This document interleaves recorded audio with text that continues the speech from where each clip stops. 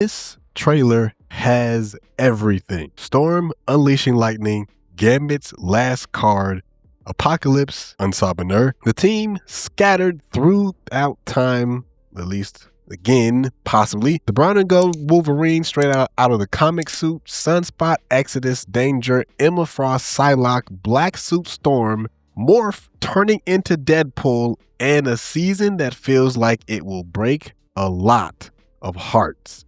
Let's get into it. Salutations and fist bumps, folks. Welcome back to The Grid. As per usual, around here we have a whole lot of stuff to talk about, specifically about X-Men Season 2 and the trailer that just dropped 5 days ago. And not a lot of time. Let's ride. So, right off the top, we open with Beast, Nightcrawler, Rogue, Bishop, and Magneto all together. Rogue here is also talking about Gambit, and she specifically mentions about the fact that she is living in a world that she has no idea how or who to come back to, specifically on who's actually waiting on her now that Gambit's gone. Then a mysterious figure hands Rogue a Queen of Hearts. Now, I'm leaning towards this mysterious figure being Jubilee, but it could also be Storm. We then also get Rogue and Gambit doing their thing, the kiss that they can never actually finish, because Rogue can't actually make skin contact. Otherwise, she's going to absorb him. Now, if you didn't already know this, that's been her power in the comics forever, which to me has always been really a big tragedy. But it also adds a decent wrinkle into her story, which again is a tragic one in some senses. So it feels like this season is going to dig into that a lot. And that also then tells me a whole lot about this season, because it feels like it's going to be full of loss again. Then the Marvel Animation marquee hits and they pack it. Animated Spider-Man, Scarlet Witch from the Marvel Zombies run, and then Gambit. That iconic season 1, episode 1 moment where he's riding on the back of Wolverine, literally rolling heads. And I love that they let it land on Gambit close up, because it, again, drives home the fact that he's not here anymore, or at least not with the team presently. And it also gives a moment for the fans who are still grieving for him. Classy. Very well done. Now, in a very iconic twist, the first face right after Gambit is Magneto. And if you know anything about the love triangle between them, it's really ironic that they put him right there. But could it be that they're setting up Magneto for Rogue in this season, or possibly that he's going to try and make some moves towards getting in close with Rogue? Then we see Magneto, Professor X, Beast, Rogue, and Nightcrawler, but we hear Bishop telling us the X-Men are scattered throughout time again, stuck in the past from the start of Apocalypse's reign. Now, as per usual around here on the left-hand side of the MCU, I keep wondering if everyone in the past stays anchored there while everyone heading forward stays in the future present, which seems like that's exactly what's going on with Cyclops and team. And then we get a full look at Apocalypse, who, by the way, was shown in bits and pieces inside of the theme of the season 1, somewhere in between episodes 5, 6, or 7 or something, somewhere around there. But we again see Apocalypse specifically in, and by the way, if you don't know his official name, Unsaboner actually means the first one. Now, a bit of a backstory on Apocalypse. He's an ancient mutant born in ancient Egypt, one of the first of the second generation of mutant kind. In the next scene, there's a real clever cut here. Ancient Egypt shows up at the basis of, or looks like what seems to be Unsaboner at the base of it. And then there's a futuristic Egypt that feels like the same space that happens with, or that the same area that happens in terms of Genosha. It is genuinely hard to tell if that's a flashback or a flash forward. But again, thoughts out loud here. I keep coming back to the fact that this seems like we're stuck in time, or the idea of being stuck in time. And for the entirety of what we've seen for the Hollywood versions of the X-Men, specifically speaking about Foxverse, we've seen the future past and all that kind of stuff happen before for the X-Men. So it's good to see that they're trying to do it in the animated version as well, but more specifically, more comic accurate. After an explosion, we get a Magneto who looks older, full goatee, and more weathered. So, did all of the stuff that he was doing in season 1 take a toll on him, and now we're starting to see it? Then Apocalypse talks about going back to the 90s and get the X-Men because that's when they were most vulnerable. And that, folks, at least to me, is the most ironic thing ever, because the 90s were actually the best thing in terms of popularity for the X-Men. In fact, in 91, X-Men number 1 is still one of the most top-selling comics ever. In fact, the single comic edition actually broke a Guinness World Record, selling 8.1 million copies. But here's the twist. Marvel as a company was going bankrupt. Funny thing is, I started doing that as a gag and really to keep myself awake, you know.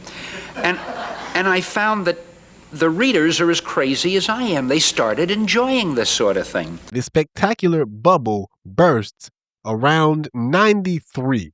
So, leaning into the fact that the X-Men were the most vulnerable is actually very, very, very ironic. Again, because they weren't, but Marvel was, to the tune of $610 million in debt. Then at about the 44-second mark, we meet a new character looking through old photos, and this wall is a scavenger hunt of X-Men. So I saw Storm, Jean, or could also be Madeline Pryor, and then in the next photo over, we also see Jean again, but dressed up as Marvel Girl, which, by the way, is her original codename. We then also see Beast in his older suit, Professor Xavier, Cyclops, and Polaris, who is the mystery woman that comes into this frame. But her real name is Lorna Dane, and it looks like she's standing next to Quicksilver. Then after Bishop's Captain America speech while standing on top of the Endgame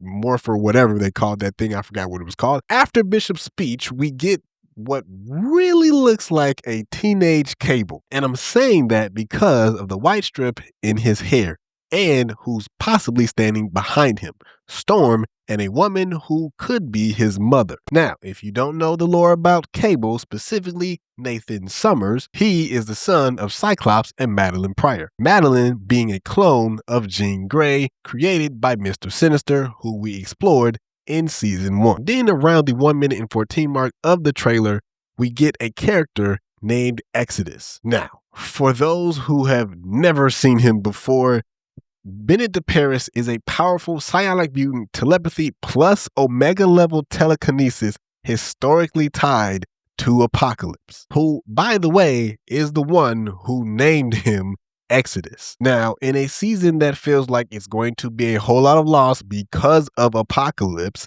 it seems like Exodus is going to have a large hand in doing whatever Apocalypse is trying to carry out. We also get a glimpse of Danger in her debut as well.